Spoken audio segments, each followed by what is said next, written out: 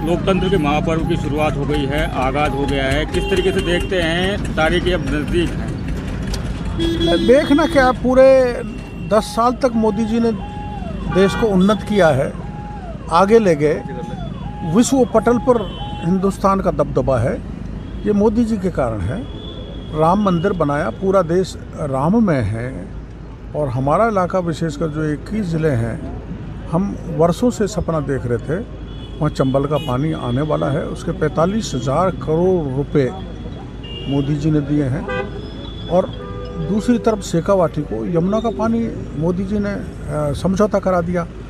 तो अब जब कुछ नहीं मिला था राजस्थान को, तब सीटें जीती थी 25, फिर 25 जीती, फिर 25 जीतेंगे। अब की बार 400 पार जो मोदी जी कह रहे हैं, पार करेंगे, देश पार कराएगा। आपने एक सपना देखा था बहुत समय पहले ERCP को लेकर, पूरा हो गया, मोदी जी ने पूरा कर दिया।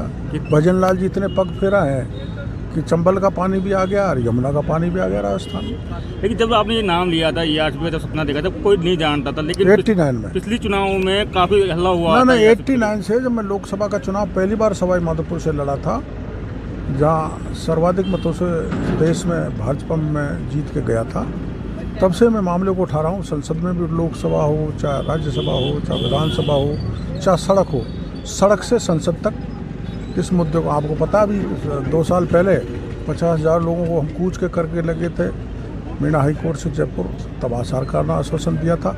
लेकिन पिछली सरकार कोरे आश्वासन दे रही थी।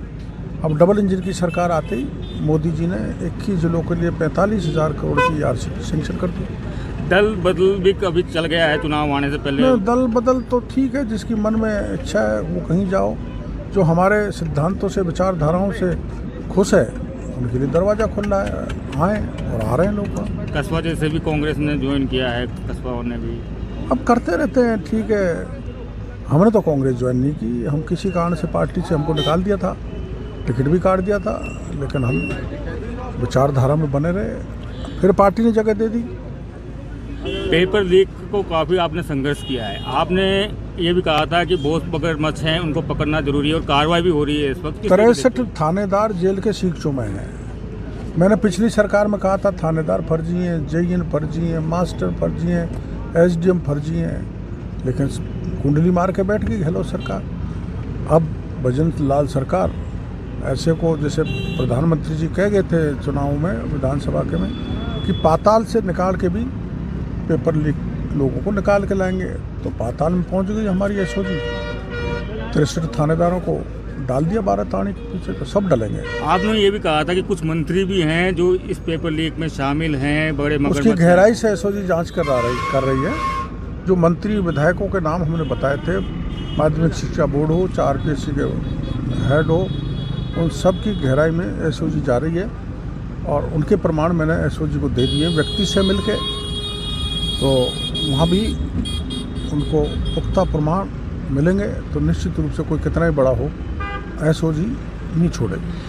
बहुत सारे बड़े नाम हैं कांग्रेस के, मालवीय लगा लीजिए, बहुत सारे नेता हैं जो लगातार अब भाग रहे हैं। खिलाड़ी सिंह बेरवा भी हो गए, वो लालचंद कटारिया भी हो गए, जिनके ऊपर ED का वो भी पड़ा था। क्या लगता है क्यों भाग रहे हैं कांग्रेस के नेता BJP में? डूबता जहाज है, उसमें कौन रखेगा? जब किसी गांव में आग लगती है तो मतलब आग लग रही है, वहाँ भारत नहीं जो भारत तो जुड़ नहीं रहा, कांग्रेस टूट रही है। तो गांव में जैसे आग लगती है तो वो चूहे निकल के भागते हैं, वैसे लोग भाग गए। कांग्रेस के बड़े नेता चुनाव नहीं लड़ रहे हैं, लोकसभा चुनाव का किस तरीके से डरे हुए हैं। बड़ा कितना बड़ा लड़े वो हारेगा, उनके डर है। उन्होंने जनता में 60 साल तक देश की जनता के साथ धोखा किया, चाहे 370 का मामला हो, चाहे राम मंदिर का मामला हो, चाहे CAA का मामला हो, चाहे विकास का मामला हो, चाहे वो भ्रष्टाचार फैलाया, लूटा, और देश हित में कोई काम नहीं किया। इसलिए वो उनकी हिम्मत नहीं पड़ रही चुनाव में। आपकी क्या भूमिका रहेगी? क्योंकि पूरी राजस्थान में अपनी बार विधानसभा में काफ़ी कोई भी बंदा टिकट लेके आएगा, कमल के फूल को लेके जो भी आएगा, उसका प्रचार करूंगा। पिछले चुनाव में आपको पता है मैंने वोट बारात निकाली थी 2 गाँव में, तो जहाँ वोट की बारात निकलने, वैसी बारात मतदाताओं को तैयार करेंगे और कमल के फूल में वोट डलवाएंगे। क्या पिछली बार की तरह वोट बैंक की यात्रा के अनुसार क्या लोकसभा चुनाव में जो उत्सव है उसमें आपकी जो भी कैंडिडेट को जिताने के प्रयास होते हैं। सब तरह के प्रयास करेंगे, पूरा परिश्रम करेंगे। पूर्वी राजस्थान के भी कई नेता हैं जो बीजेपी में जाने की कोशिश कर रहे हैं, लगातार बीजेपी के आलाकमान के संपर्क में हैं। आए, उनका स्वागत है। इनमें ओम प्रकाश हुड्डा का भी नाम शामिल है। कौन सा हम विरोध करेंगे? आए, वो पहले बीजेपी में हुआ करते थे।